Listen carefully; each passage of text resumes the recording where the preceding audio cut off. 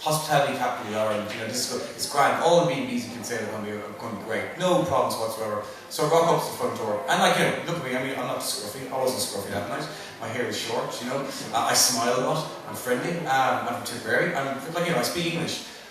I knock on the door. What can I only describe as a B&B woman, lady from hell, opened the door. It was singularly the most unhelpful, unfriendly, uncourteous, un-everything experience I've had in quite some time. Within 30 seconds, this woman had decided she didn't like me, and I decided within 45 seconds I didn't like her. It was a battle of wits for the whole weekend. The room was terrible. It was like, you know, it was actually one of those rooms that you would crib about on TripAdvisor. The shower didn't work. There was actually no Wi-Fi. The breakfast was an absolute catastrophe. At the breakfast there were two Americans, and I was talking to them about their experience, what they thought, you know, what they kind of whispered to me, it's not very good, is it? But we couldn't find anywhere else. So, like, to cut a long story short, I like, you know, you put up with it. There wasn't a bed to be found in the town that weekend, so you put up with it.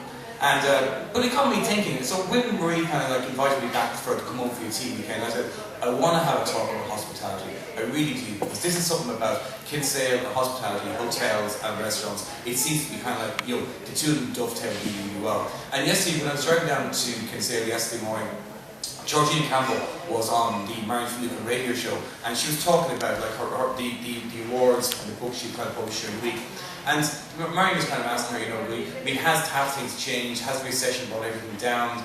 Georgina Campbell was kind of pointing out that there are certain spots around the country which have maintained their price offering, you know. And Marion asked her, where exactly would that be? She said Kinsale was one of the places. That Kinsale's prices and Kinsale's occupancy rates have remained the same through boom and bust. So, like, it kind of struck me, yeah, it's a good time to do a topic like hospitality industry.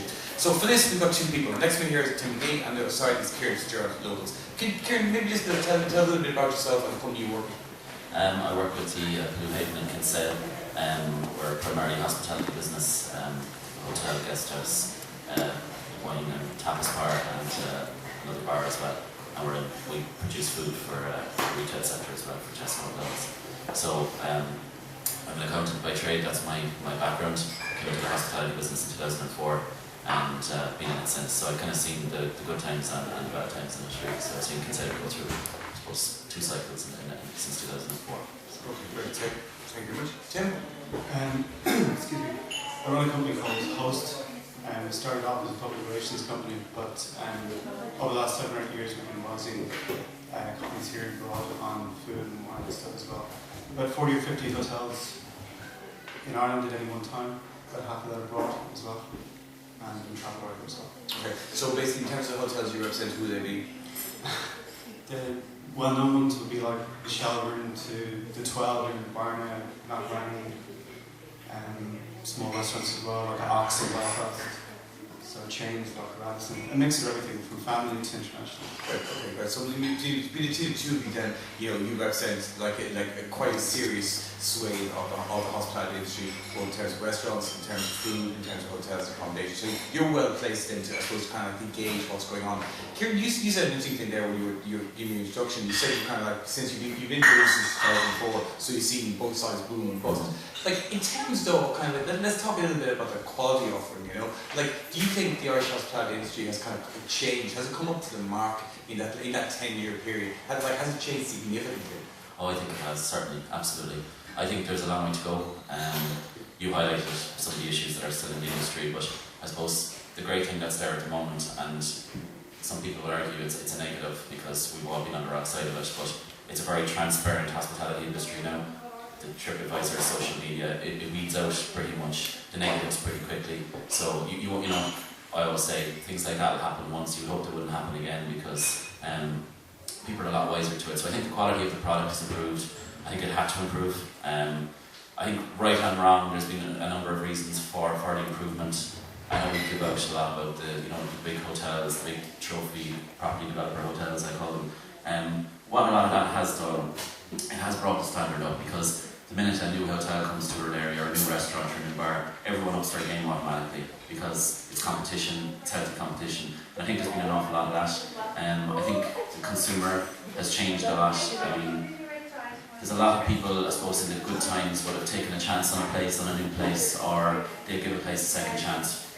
It's very unforgiving now.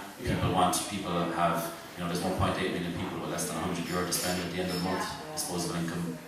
They're not gonna take a chance on that €100. They're gonna go somewhere that's right. And over time, that means the good places will hold up and the bad places will fall. So I think there's a lot of that going on in the industry. I think the average has improved, but there's a long way to go. I do think we've probably lost sight a little bit of what we are from the point of view of our product.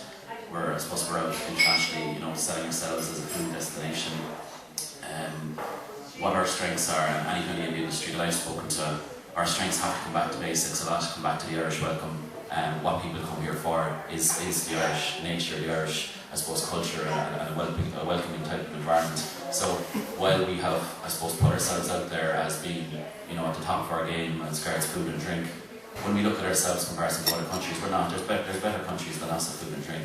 Certainly we have improved a lot, but I think we just need to be cautious on it. Our average product is still, in my view, has a long way to go. We're very good at the top end, but we have still a lot of improvements to go as an industry. Right. Tim, would you agree with that, especially from the point of view of selling the Irish hospitality package abroad? Like Ciaran's been quite forthright about this, kind of saying the high end is quite good, but like the rest of it maybe needs to be kind of brought up to the mark. Comparing the Irish hospitality selling and its offering with other kind of countries, does it compare well to? I agree with Ciaran. I think, particularly in food and wine and stuff, I think we're really poor. I think 999 out of 1,000. Our national menu is like the room service menu in an airport hotel in Heathrow. It's a curry, a burger, with no identity in it. I think we love it well. Right. Okay, that's interesting what you kind of say, like both of you ever said about the things being identifiable as Irish. You talked about the welcome there, and you talked about how crap the food is. But they're like. I didn't say that.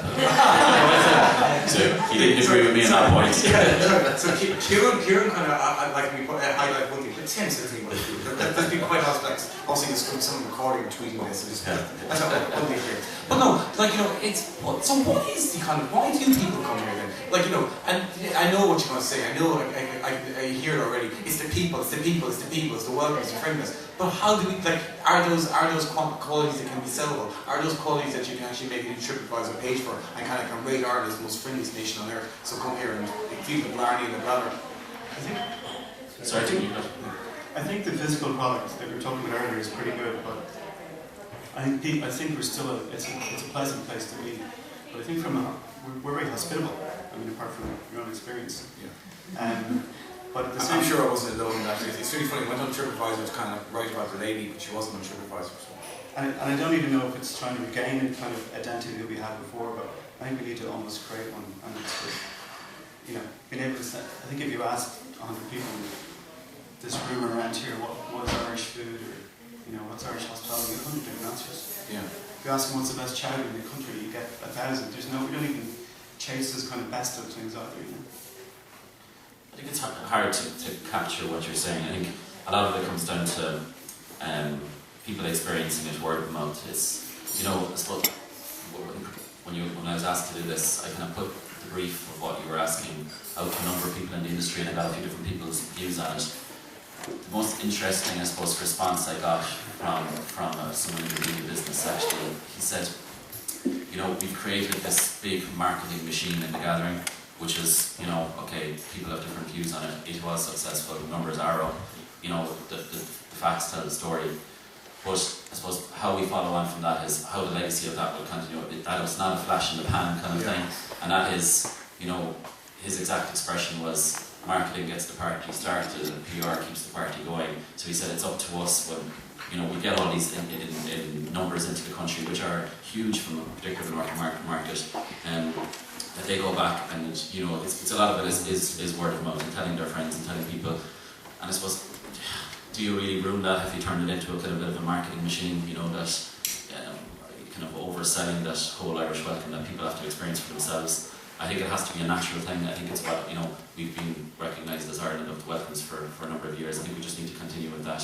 I suppose that the welcomes, our product has changed from that because I suppose we're a much more diverse society now. You go into even my hotel or any hotel in town, you have a huge range of different nationalities. And it's how you capture that, I suppose, Irish experience or that Irish culture, that Irish welcome, and harness that going forward, which will be difficult for the industry, I think. You know. Yeah.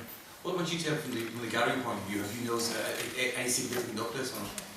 It seemed to be something that almost happened outside of us, even though we were here, you know. You heard the numbers, the plans, everything was expected, and I didn't really feel it taking place, but then you see, as Ciaran said, you see the results afterwards. But it seemed almost to take place without anywhere, you know. Yeah, that's a kind of good way of describing it, because yesterday, I said to you earlier on, yesterday came up at the social media panel about did we see any kind of mention of the gathering on social media, and I remember kind of going, no, I didn't. It never struck me, but yet at the same time, I definitely knew the gathering is on. I mean, this is a gathering event. You know, it's like it definitely is brought more numbers in. There seems to be kind of almost like a subtle guerrilla marketing campaign, but it wasn't because it was aggressive abroad. Yeah, it's very aggressive abroad. It seems to be bringing people in. Another thing, I suppose, before we kind of move on to another issue, you brought up earlier on, Ciaran, about the changes in the kind of like what was available hotel was. You referred to kind of like those developer trophy hotels.